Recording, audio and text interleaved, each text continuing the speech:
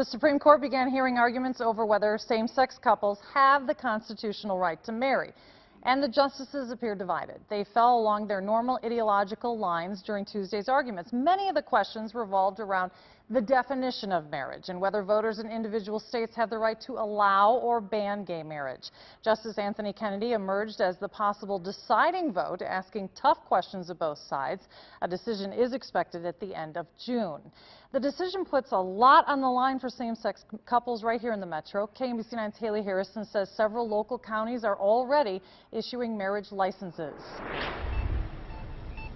Well, there has been a lot of back and forth in the courts on this issue in recent months, but from the Supreme Court here to the Jackson County Courthouse, one couple tells me being able to get married in 2013 meant they could live their lives honestly. Just like the paper from Iowa recognizing their marriage, Paul Tratine and Marvin Baker's wedding was simple yet meaningful. We stood next to the koi pond. There was little fanfare. It was a second marriage for both, but the first time it felt real. Tratine's wife of 28 years had divorced him. There's nothing better than to be honest. Baker was married half a century, but became a widower. Both fathers to 3, grandfathers to 6. I spent much of my life hiding who I was. They met online 14 years ago.